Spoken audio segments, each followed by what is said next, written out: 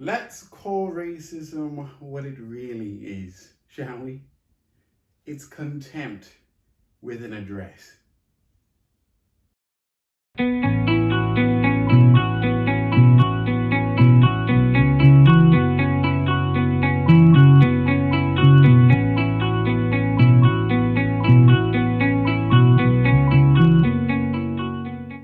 Welcome to the relationship theory, everyone. I'm a healer who likes to think out loud, and here we take thoughts in, break them down, build them up, and we play them out. Today, we're going to be talking about racism and what it really is. Racism has become a running gag, hasn't it, nowadays? What I mean by that is it's a joke. But what I mean by it's a joke is that it's become the latest sensational topic. It's just sensational. There's nothing actually important that we can derive from talking about racism. We have people trying to speak up on other people's behalf. I mean, just take a look at this meme that I've seen the other day. It just punches it straight home. Everyone thinks that they have a voice thanks to technology, thanks to the internet. And they think that they can speak up for other people who have been already enduring something that's been long before their time. And it's bothersome. It's the very foundational idea of let people handle their own business, right?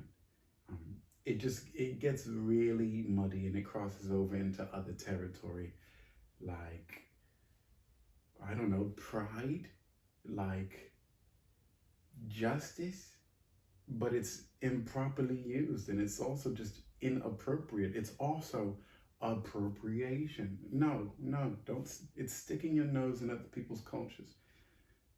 Don't do that unless you know exactly what you're stepping into. So it's just a running gag because everyone thinks they need a piece of the latest argument now. They need to find some way to feel involved, like they did something right. They're trying to find out how right they are on the topic of racism, and just no. So what do I even mean by it's contempt with an address? If you've been watching these vlogs long enough, you'd realize I'm not using the dictionary's term of these words because energy has nothing to do with referencing a dictionary for what you're trying to impress on someone else. So you can search that on your own.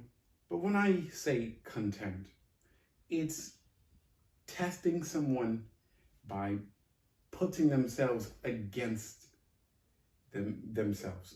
You're testing their character by giving them a contrary aspect to deal with you as the puppeteer.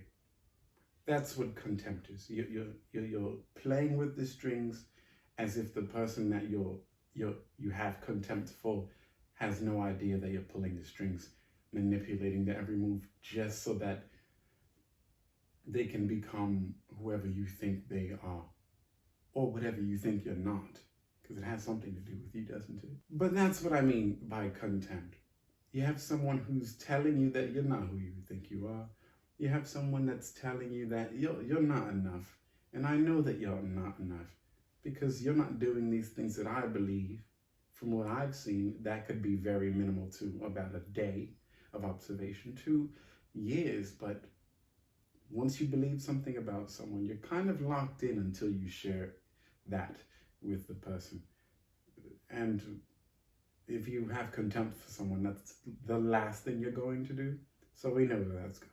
But I say contempt with an address because it's targeted, it's socialized, it's generalized, it's a caricature of a kind. It lives on its own as you walk about the street. It's so easy to find contempt for someone by imagining that other people believe what you believe about these people, or this thing, this object, this monster, this person, this individual.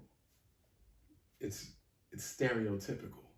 That's where contempt with an address gets. It becomes a stereotypical thing, which turns it into a joke, which makes it not as bad as it might seem, which goes into gaslighting. See, and that's targeted. Just imagine not believing that you're wrong just because a stereotype tells you and it tells everyone else around you that no, it's okay to think this way about a thing that you have never communicated with in your life. Because you know enough, right? Contempt is disgusting. And that's actually one of the words you might find when referencing contempt in the dictionary. It's disgust. It goes beyond that. Okay, so racism's become a joke. It's become a joke. Everyone thinks that there's some kind of stake in the game for them. They get some kind of token of righteousness for it. You have contempt as an address. You have people thinking that they know who people are even by not talking about them. So how do we deal with this? How do we deal with this concept that this pseudo interaction, this phantom? Well, anyone who's a target of contempt, well, we'll say racism, but we know what it really is, right? But anyone who's a target of this kind of thing, don't take anyone's offer. Don't take anyone's offer up when it comes to your character development. What they think you are has nothing to do with what you're supposed to be. What you're supposed to be has nothing to do with what they think you are. Don't fall for it either. I saw this meme, this comic really, where it shows someone being told, you can't do it. This person then goes to school, goes to all these certifications, gets their diploma, gets this job and everything, all because this person says that you cannot do it. But what we're not going to do is go down that path where we become what people tell us we cannot be just because they don't see that in themselves. Because that's what it really is at the end of the day. What they're trying to project onto you are their own failures of introspection. They're trying to project onto you their own lack of self-reflection. But that's not what we're here for. And that's not how we see ourselves. Tell them to go kick rocks.